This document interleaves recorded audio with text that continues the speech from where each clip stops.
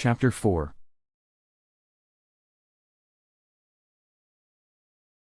Wow.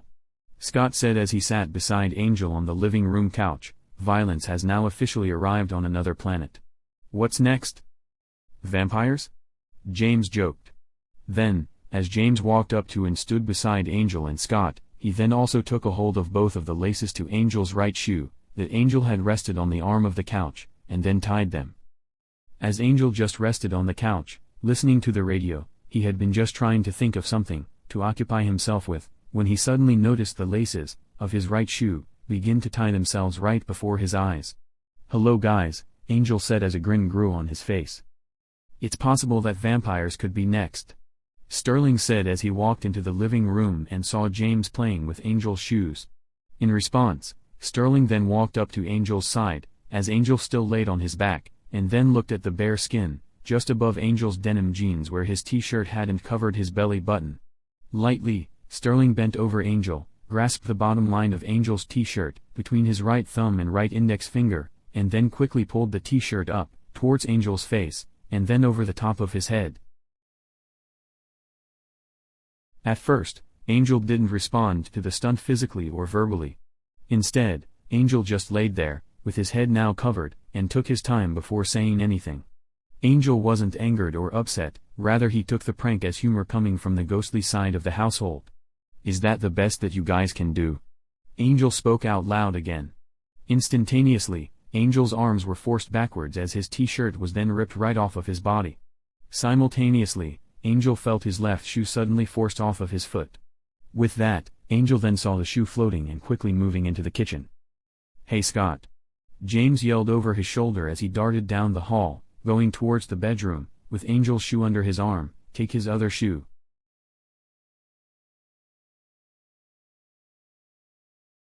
Still, Angel continued to just lay on the couch as he still had his head lifted after seeing his shoe disappear around the corner. Then, as he still stared out towards the kitchen, he saw the laces of his right shoe, that someone had just tied, suddenly fall to either side of the foot. Then, before Angel could even verbally respond to that, the zipper to his jeans quickly pulled down, and then, just as Angel threw his arms forward to grab a hold of the pants, the denim material was suddenly pulled down, off of his hips, and then down to his knees, exposing his boxers. Instantly, Angel took a hold of the elastic waist of his boxers so that he couldn't be stripped completely naked. "Oh. You guys got jokes, huh?" Angel giggled just as his right shoe was then also ripped off of his foot. "Take his boxers too, Sterling," Lloyd said as he walked into the living room to see what all of the excitement was about. Lloyd knew that the rest of the household had gone into town, so that Lovisa could see the family doctor, and so that more ice cream could be bought for Eddie's coming birthday on the 31st of May. Angel was the only one home, and so technically speaking, his pride couldn't be harmed by being stripped naked. After about a minute, Angel relaxed and then sat up to grab the jeans that still rested over his knees. Instantly, Angel's hips and bottom were raised up off of the couch as his boxers and jeans suddenly flew off of the ends of his legs, leaving Angel in the sitting position, completely naked, except for his socks. Without jumping right off of the couch, Angel pursed his lips together and sat in one spot for a moment as he knew that he'd been beaten.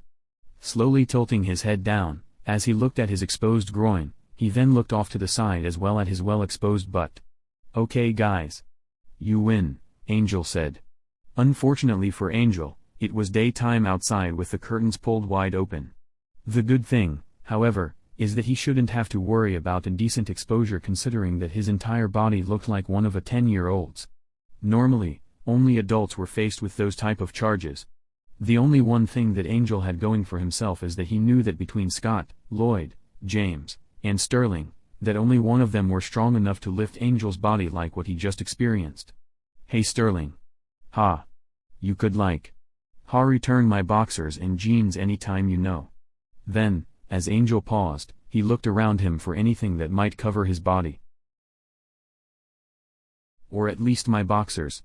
About as fast as the words came out of Angel's mouth, Angel's vision was suddenly blinded as his boxers were pulled over the top of his head. Along with that, Angel's body was, once again, lifted upwards as he suddenly felt a light sting sensation to his left butt cheek.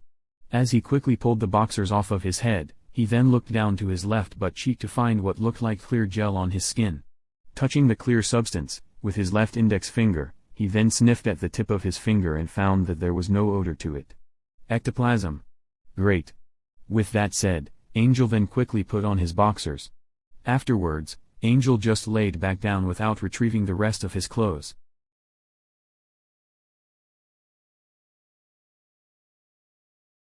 Well, hello Lovisa. Dr. Kennedy said as he walked into the examination room, how are you doing today? I don't know. Lovisa responded as she sat down on the examination room gurney. Then, as she watched her husband sit down in the chair, next to the gurney, she continued. I'm feeling as though that I might be pregnant again. So, I need you to please check. We can do that. The doctor said as he placed a hand on the door, I'll have the lab tech come and draw some blood from you, and then I'll come back to you with the results. Okay. Thank you Dr. Kennedy, Lovisa said and then looked down to her husband where it looked like that he was in deep thought. Are you alright honey? Yeah, Macaulay said as he smiled back at his wife. I just realized that, if you are pregnant, that'll make 11 of us living under one roof. At first Lovisa seemed to just think about her husband's words. Well, maybe it's time for some changes at home. Looking back at Macaulay, she then continued, I think that maybe you and I, and Bobby John and Don D, and all of our kids should find our own apartment, and then have your parents, and Malachi and Nicole move back into the house. That way, Kiana, Barrow, and Kotzebue would be replaced with only Spud as well. As Lovisa spoke, she could see that her husband was really considering what she was saying. But the kids need Sterling, Scott, Lloyd, and James. I don't know how I would have turned out without those guys there for Dondi, Lucifer, Tommy, and I. Just as the words left Macaulay's mouth, the examination room's door suddenly opened as someone had come in carrying a plastic carrying case with vials in it. You must be the Decluse, right? The woman asked with a smile on her face. Yes ma'am. Macaulay responded as he just smiled back, how are you doing today? I'm doing good. Thank you for asking. The woman answered. The lady was probably in her mid-20s, had a very soft voice, and was an African American. And full of smiles. Well, let me see your left arm there and then we'll get this over with as soon as possible, she said to Lovisa and then carefully began to stretch a rubber tube around Lovisa's arm as she then also pulled out a couple vials. After about another 3 minutes or so, the lady finished with the blood draw and then left the room. She was nice, Lovisa said just as the door closed. Yeah she was, Macaulay agreed with his wife. Along with his response, Macaulay also smiled at Lovisa. After about 15 minutes or so, the examination room door opened once again as Dr. Scott Kennedy walked in. Oddie the doctor had a big grin on his face as well. Well guys. The doctor said, just as you suspected, you are pregnant again. The news was good yet it hadn't really sparked any real excitement as both Lovisa and Macaulay had expected it. With the confirmation, however, the two looked at one another and smiled. How soon? Macaulay asked as he looked back at the doctor. Well, Dr. Kennedy said. Today is May 28th. I'd say about the 28th of February. Then, as the doctor looked up to Lovisa he continued. Come in about 2 months from now for your first ultrasound. That way you'll know if it's a boy or a girl. We'll do. Macaulay announced as he stood up and then offered his hand for a shake. Then, just after the doctor shook his hand, both Lovisa and Macaulay led the way out of the examination room.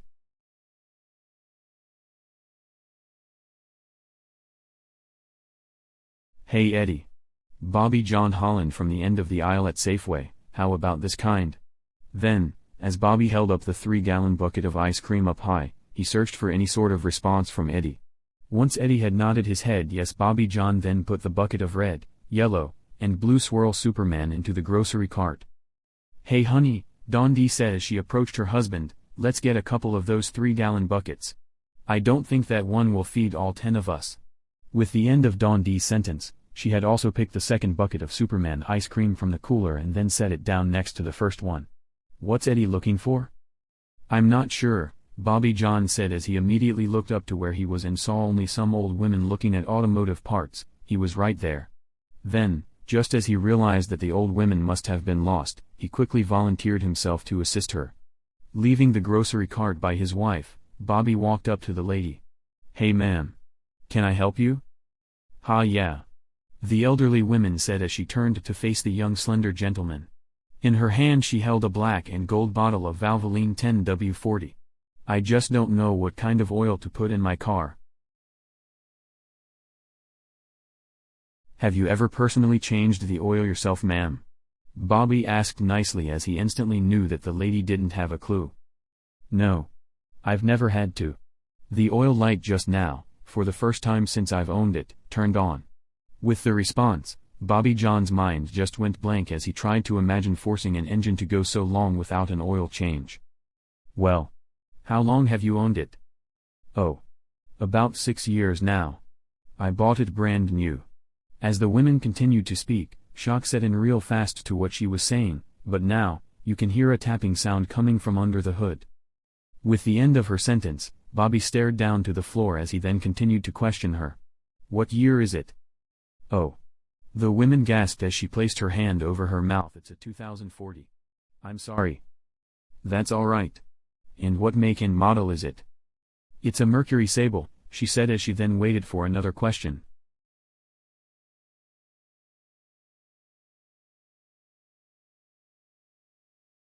"Okay," Bobby said as he placed one hand up to the coarse-looking red hairs on his chin. "Well, the Mercury Sable has a 3.8 V6 motor.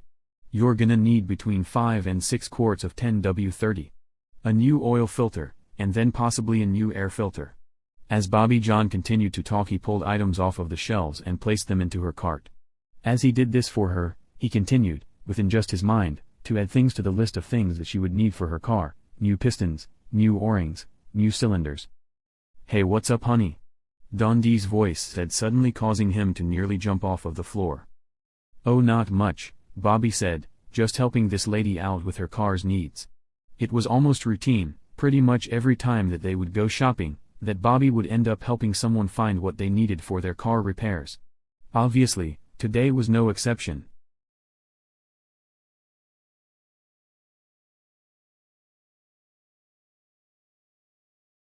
Roughly 9 months later, in February of 2047, Lovisa and Macaulay found themselves to be on their way back to the hospital. Moments later, at about 9:30 that same evening, Lovisa had gone into labor as her husband called for the family's support. "You know Macaulay," Ronnie said to his son. "If you two keep this up, you're gonna confuse everyone else, in Craig, as the minority here." Macaulay only grinned at his father's comments as he looked into the windows of the delivery room. "Ah. I think that Lovisa and I can create a few more after this." With the remark, Macaulay looked at his father, through the corner of his eye, to find him smirking at his humor. "I think that you better have your wife included in this plan of yours. She might have something to say about it." Then, as he stepped up to his son, Ronnie lightly blew air at the side of his son's face, causing the hair to lay flat against the side of his head. In response, Macaulay swiped at his own ear as the movement of the hair tickled him. "I love you, bud." "I love you too, Dad," Macaulay responded as he then finally looked away from the window. "And thanks for being here with us." It was just over a half hour, after Lovisa had gone into labor, when their third son was born. Maclone Oldaclu had come in at just over 9 pounds at exactly 10:10 that night. With it, the renewal of the strong bond between the mother and her baby. A joy that could never be mistaken for another.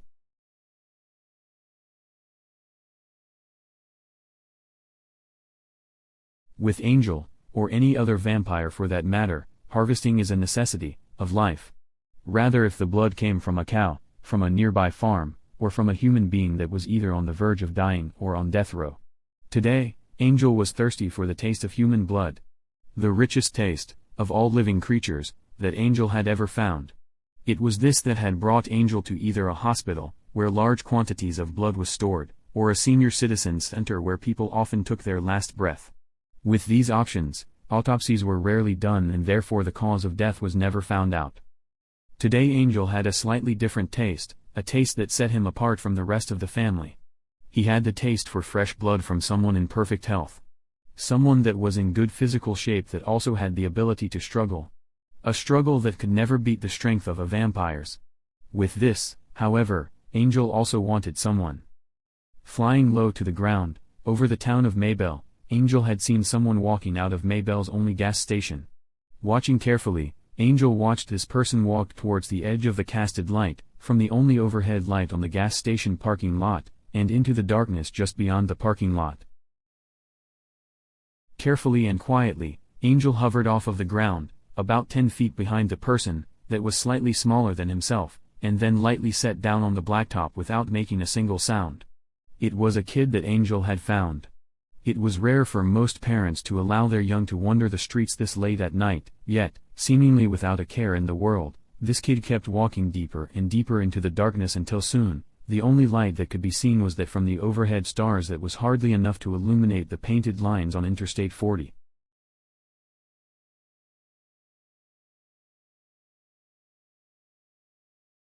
It wasn't unusual for Travis to leave his house late at night. Often his mother, whom was a single parent, worked third shift helping to take care of an elderly man at his home. Normally, however, Travis' older brother, Clint, whom was 13 years old, would go with him to pick up midnight snacks at the gas station. Today, Travis' older brother stayed at home. Living about a half-mile outside of Maybell's village border, it was a quiet walk as only about 5 to 10 cars tops would pass by on the one-way journey.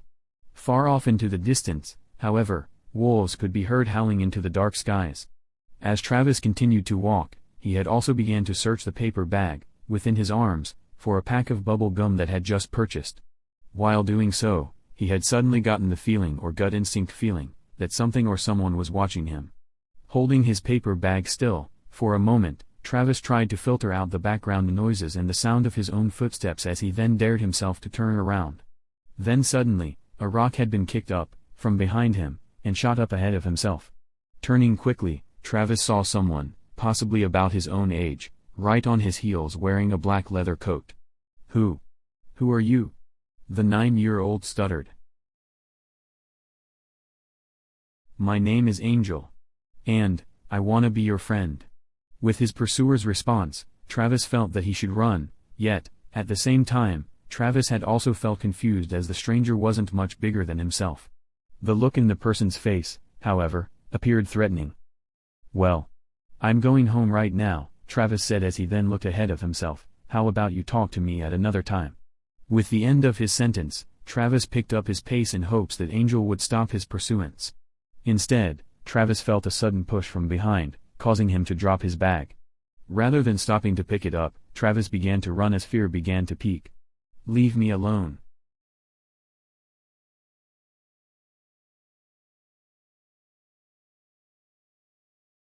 This was exactly what Angel was looking for. The ability to play with his food before harvesting. Exploiting his ability to send the deepest of all fears right into the soul of his game. Leaving the ground, Angel flew, just inches off of the blacktop, as he then grasped the boy's shoulders. "I said that I wanna be your friend," Angel whispered into the kid's ear. And, licking the skin, just below the kid's ear as the boy now kicked his legs, "I wanna taste you." Now, about 10 foot off of the ground, the kid was still kicking his legs as he now also tried to swing his arms. "Please leave me alone," Travis cried as his eyes began to water up. "I didn't do anything." And this, Angel continued to whisper into the kid's ear, is what makes this moment so perfect. Young, clean, innocent blood. Turning, in his captor's arms, Travis could now see his captor's face as the faraway moon lit up Angel's facial features. Now, as Travis surrendered himself, in hopes of a safe return to the streets far below, he could see that Angel was a Mexican with dark skin, black hair nicely groomed and the appearance of someone his own age. Angel wasn't looking at Travis and Travis knew this as Angel's eyes seemed to be fixed on the moon or stars far ahead. The moon casted shadows on Angel's face that defined the muscles within his jaws and then the muscles of his neck. Looking away from Angel, just for a moment, Travis saw faint lights below within clusters that he had only seen once before and that was from behind the windows of an airliner. With this, Travis' body seemed to search for refuge within Angel's grasp. Coming up over the ridge of a high mountain top, Angel slowed down as he turned himself and his soon-to-be meal upright as they seemed to be attempting to land on a high peak. Without knowing for sure what Angel's intentions were, Travis held on tighter as Angel's feet set down on the rocky surface. In response, Travis also set his feet down as well as Angel then seemed to gaze at his prisoner. The fear that Travis felt, just moments prior, had now suddenly returned as he began to tremble. Angel's eyes, within the moonlight, seemed to glow as they had also seemed to measure up Travis' slender body frame. Extending canines, that protruded out of Angel's mouth, had saliva running down the length of them as Angel simultaneously pulled Travis closer to himself. As Angel held the kid tight to his own body, he felt excited as he felt the small body trembling. Then, as Angel used his right hand to pull Travis' head tighter to his own chest, Angel then opened his jaws wide as he sunk his canines deep into the side of the kid's neck. Instantly, Travis' body turned rigid. With only a little struggle at first, it only took about 10 minutes for Travis' body to go limp. Then, after about another 5 minutes, the flow of rich warm blood stopped. With this, Angel could also feel Travis' body temperature dropping. Letting go of his grip, Angel softly let the boy's body lay on the rocky surface before him. Kneeling down, beside the lifeless body, Angel then lifted the t-shirt that covered Travis' stomach and chest. Pulling hard enough, the material ripped within Angel's hand exposing the kid's entire upper body. Now, as Angel placed his hand on the boy's chest, it seemed as though Angel was attempting to massage the tissues as his fingers searched for the narrow spaces between each rib. Then, as Angel stopped his movement, leaving his fingertips between two of the ribs, he then forced his fingers into the soft tissues, tearing the skin, as his entire hand went into the torso. Moving his hand, within the chest cavity, Angel searched for a particular item. Moments later, as he found it, he pulled his hand out, with a jerk, and then looked at his bloody hand as it held a small heart that was about the size of his own fist. Holding on to the heart, like as if it was an apple, he held it up, into the light of the moon, as he took a large bite out of it. Chewing it up, within his mouth, he took his time before taking another bite. Soon, after enjoying the rest of his meal, Angel then stood up as he immediately took to airborne, leaving the remains of the child behind. It was when Maclone was about 4 months old when Lovisa and Macaulay had learned that they had another kid on the way. With it, they had also set into motion their plans to move out of the home. This was with the understanding that they would bring their kids over to the house regularly to receive teaching from Sterling, Lloyd, James, and Scott. Along with this, Don D and Bobby John had also decided that it would be best for them to move out too. These plans would take action just as school would go back into season 3 months later. Then, just as September 20th rolled around, the two families left the home that they had grown up in. In turn, Malachi and Nicole, along with Ronnie and Belinda, moved back into the house. "Well," Scott said as they all sat together in a seance, "these are some big changes in a short period of time." "Yeah, they are," Malachi agreed.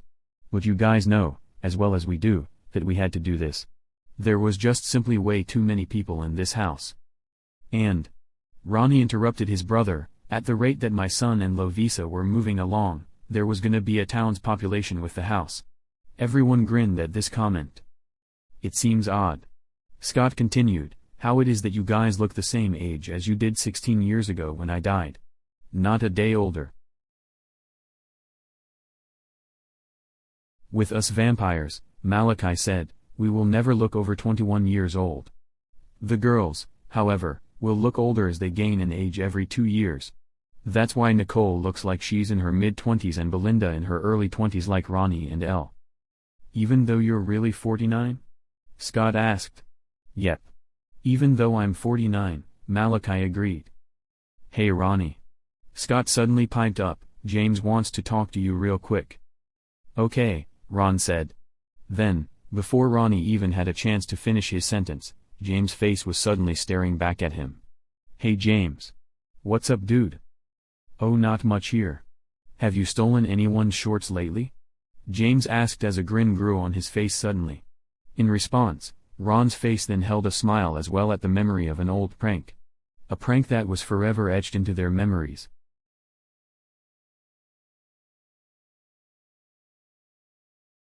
Several years ago, 44 years to be exact, when James had gone to a Declue family outing to the city park, James was in the park's shower house, after swimming in the pool, when Ronnie had taken his only shorts, t-shirt, and swimming towel. Moments later James had walked out of the shower house, completely naked, and then walked about half of the distance back to the picnic tables, about 100 yards away, before Malachi had come to the rescue. The prank left memories of joy before James' death just afterwards, at the age of 5, within Ronnie's bed. "No. I haven't, but I'd give a lot for the opportunity to steal yours again," Ron said. "And I would too," James agreed, "but you know," James said as he looked down to Ronnie, "we are still friends, and now, once again, we're able to see each other, and that's something that most people, in our shoes, don't have." "I don't think that it's likely that we'll ever move out of the house this time," Ron said, now in a much quieter tone of voice. "It seems strange, almost, to be back under the same roof with my brother." As Ronnie said this, he looked at his brother on the opposite side of the circle. In return, Malachi smiled back at his little brother. "Who knows? Maybe, one day, we'll move our mother back in here with us. And then perhaps our grandmother." "Sounds like good ideas," James said quietly, "but listen, Lloyd and Sterling would like to speak too." Then, with the end of James' sentence, he stepped out of the illuminating green orb that hovered just off of the floor. Seconds later, Lloyd filled the space that James had just left. "Hello guys," Lloyd announced as he specifically looked directly at his best friend. Malachi hadn't looked up yet to see that Lloyd was staring at him. Moments later, however, as Malachi sensed that everyone was staring at him, he looked up to see Lloyd smiling back at him. "Are you lost today?" "No," Malachi answered. "Just listening to James and Ronnie talk about their childhood memories caused me to think about you and I when I was younger. All the time that we spent playing with Power Rangers," Lloyd said as he saw Malachi's eyes water up. "You know, Malachi, it's important that we hold on to those memories," the 7-year-old said as he stepped closer to Malachi. "Without memories of our past happiness, existence would have no meaning.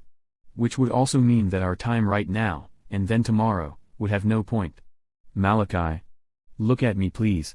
Lloyd pushed as he saw Malachi's eyes fall back to the floor.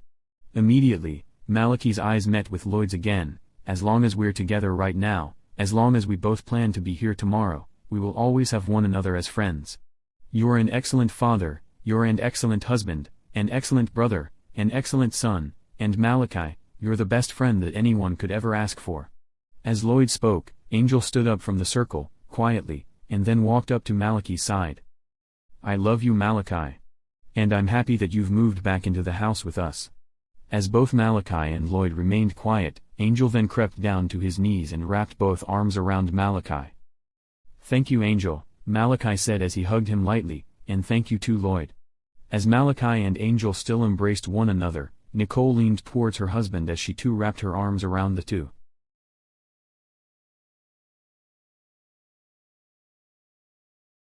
On the 14th of June, 2047, Lovisa had found out, once again, that she was pregnant.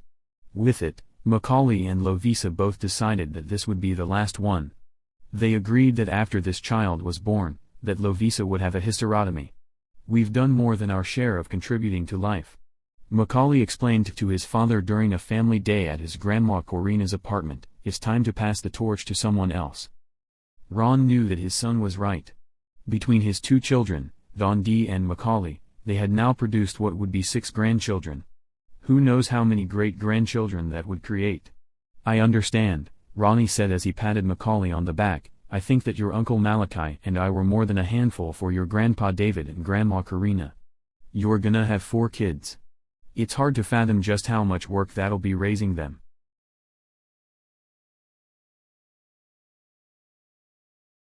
About 5 months later, on the 6th of November, Mr. and Mrs. William Hall, across the street from Malachi's and Ronnie's, found out that they too were expecting their 3rd child.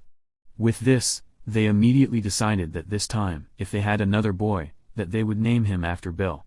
On the other hand, however, if it turned out to be a girl, they would name her Samantha. A name that they both felt was a beautiful name all on its own. "You know," Bill said as he looked at his wife, "that would make his full name William Hall III. Just the sound of it had a ring to it that sounded much better than Junior." Looking at his wife, he continued, "That would be cool." On the other hand, Bill knew that it would be cool to finally have a daughter that he had longed for such a long time as well. Then, as the 6th of March rolled around, Tina was placed on maternity leave from the hospital. With this, however, Bill had to pick up extra hours from the power plant in order to pay the bills.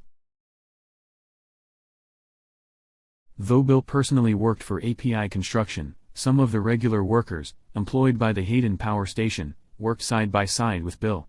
One of those people was Lucifer Declue. Bill knew well that Lucifer had once lived across the street from him. In fact, he also knew that his family still did live in the same house.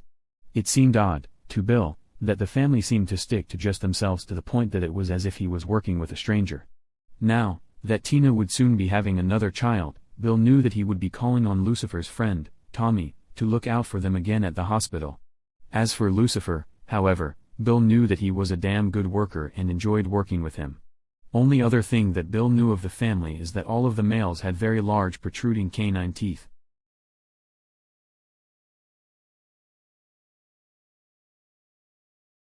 As the 1st of March, of 2048, rolled around, Angel had woken up just as the street lights were flickering on. As Angel walked out into the kitchen, he then realized that he was the only one awake. Just wearing boxers and a pair of black sweatpants, Angel felt the chill of the winter winds, finding their way under the doors and through the glass of the kitchen's sliding glass door and windows. Approaching the kitchen cupboards, just beside the sink, Angel lightly levitated himself to the level of an upper cabinet where the drinking glasses were stored. Then, as he opened the wooden door, he reached into a tall slender glass and then grasped onto it before lowering himself back down to the floor. Quickly filling the glass with cold water, Angel then walked out into the living room, turning on the television as he had simultaneously continued to walk past it. Seconds later, as he now looked out the window overlooking the street, the volume came in, at a quiet enough volume, that Angel knew that it wouldn't awake the rest of the household. Moments later, as he finished drinking a glass of water, he turned back to the couch and then laid down on it.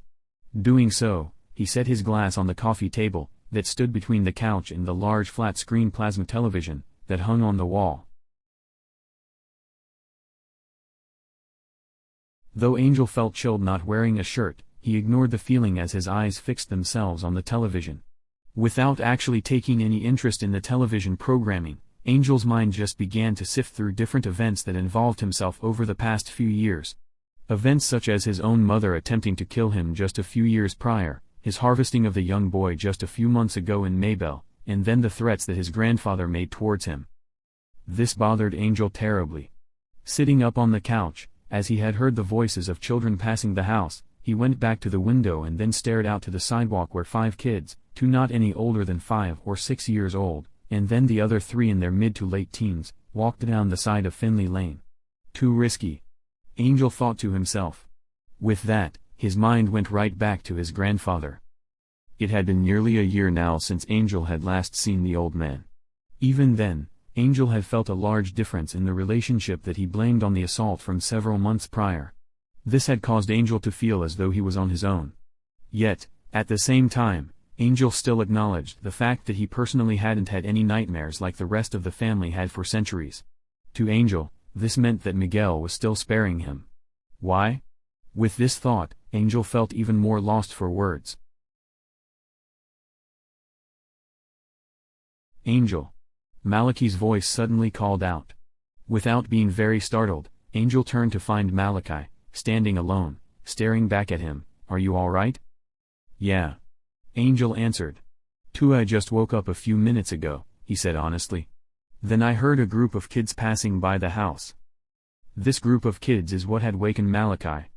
Getting dressed quickly, he then stepped out of the room, to prepare breakfast, when he found Angel seemingly upset as he stared out of the living room window. Well, how about breakfast? Yeah, Angel said as his mind suddenly cleared. Breakfast sounds real good right now. Good. I'll make some French toast with bacon on the side, Malachi said, and then watched Angel nearly begin to drool. How about you make some coffee real quick and then go and wake everyone else up? As 3 o'clock rolled around the following morning, Angel had, once again, found himself alone and in the same state of mind as he was when he awoke the previous evening. Throwing on his leather coat, he decided that he would go out on the town to sort his thoughts by himself. I'll be back later, guys, he announced as he headed down the steps. All right. Eddie's voice echoed down the stairs. See ya in a bit. Then, seconds later, Angel stepped out, into the cold, and then immediately levitated himself off of the front porch as he floated into the dark and clear skies. Without any specific plans, Angel just hovered over the city of Craig. Looking down, from about 1,000 feet, Angel could see just about the entire town. Down below, Angel could see roughly about a total of 10 cars moving as far as he could see. This included the flashing lights of a patrol car, about a half-mile east of Craig, towards Hayden. It looked as though the patrol car had a semi pulled over. Moving himself towards the patrol car, to see if it was Tommy, Angel soon found himself, about 20 feet off of the ground, looking down onto the Craig Police Department's cruiser. Angel now hovered, in a standing position, as he watched the uniformed officer hand paperwork, most likely a license, insurance, and registration, to the driver. Immediately afterwards, the officer, whom Angel now knew was Tommy, began to head back to the patrol car. With this, Angel had lowered himself down, onto the hood of the cruiser, just as Tom had reached the car. "Hello Angel," Tom said as he found the short-statured family member staring back at him. "What are you doing out in this cold weather?" "Just being bored," Angel answered as he then jumped down to the ground. Simultaneously the semi pulled away and began to roar on down the road. "Bored?" Tommy answered as he stood beside the car and lightly hugged Angel with one arm. "Well, go around to the other side and get in. It's way too cold out here." Moments later, as they both got in and then put on their seat belts, Tommy pressed a button that caused the flashing lights to turn off, and then raised the wired mic to his face. "City L1. Go ahead L1. Be advised that I'll be 1076. 10-4 L1. City clear at 03-1100 hours. Then, as the last radio transmission went through, Tommy pulled the gear lever into drive as he then turned the steering wheel, hard to the left, as he turned the patrol car back towards Craig. "Bored?" Tommy repeated himself as he then looked over towards Angel. "How about you go and visit Lucifer, Macaulay or Don D? You know they're all awake too." "I don't know," Angel answered. "After our family day, just the day before yesterday, I try to make sure that I'm not trying to move in on them or outdo my welcome." "Outdo your welcome? Angel. Come on now. We're family, you are always welcome. And, besides that, you've got Ronnie and Malachi, along with Eddie, living in the house now." As Tommy turned his head back towards the road ahead of them, he paused for a moment as he then looked at his watch. Immediately following, Tom then took his cell phone, that was clipped onto a band, on his right shoulder that was part of his uniform, and then pressed, and held in, one of the buttons. 0N Tommy's left shoulder was his mic to the police department's hand radio.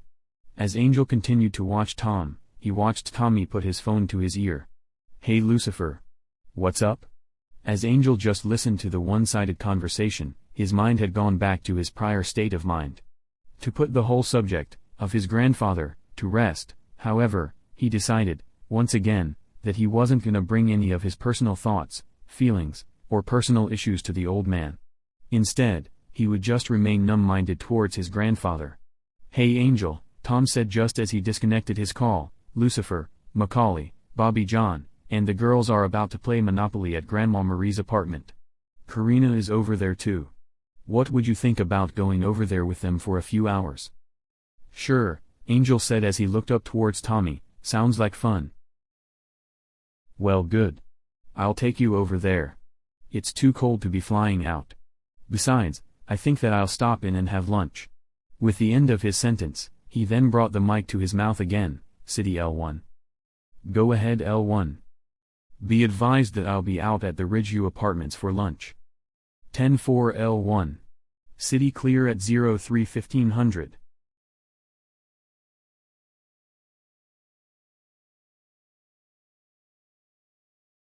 Two weeks later, on the 14th of March, Macaulay and Lovisa were, once again, headed into the hospital to deliver their last child.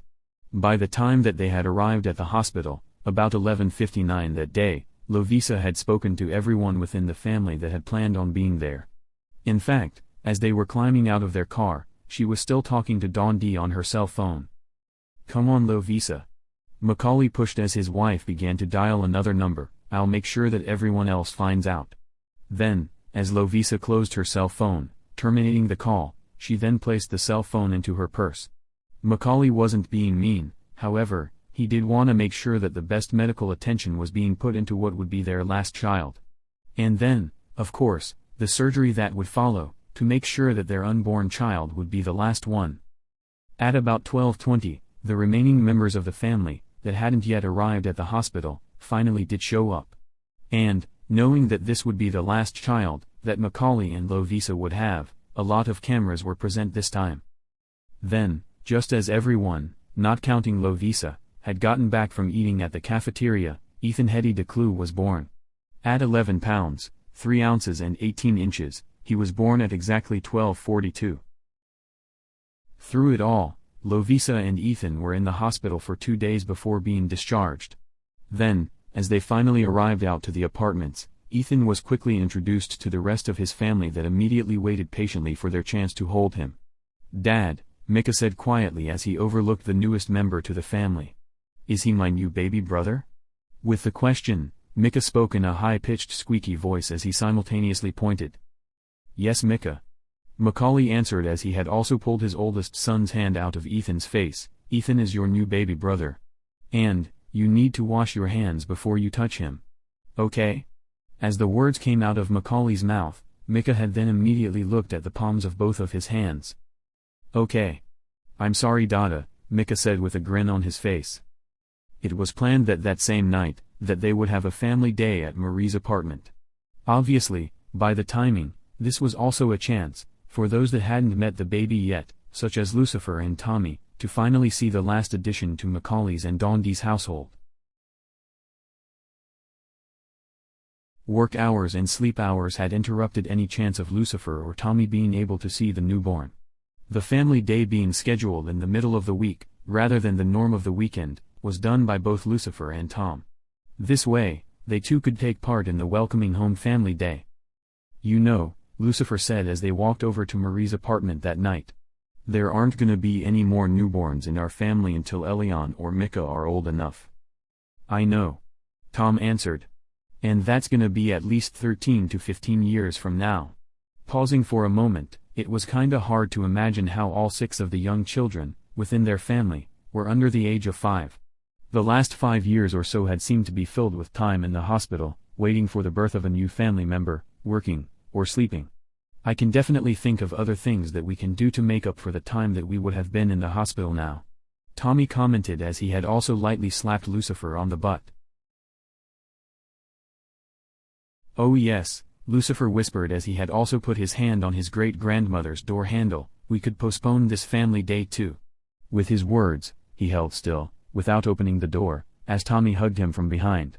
With this, Tommy also lightly kissed Lucifer on the back of the neck. "Nah. I think that we will have plenty of opportunity later tonight," Tom said as he held his kiss and hug. With it though, he also squeezed a little harder before letting go. As Lucifer and Tommy entered the apartment, they were both welcomed by a bunch of screaming kids that had quickly wrapped themselves around the legs of both of the guys. "Hey guys!"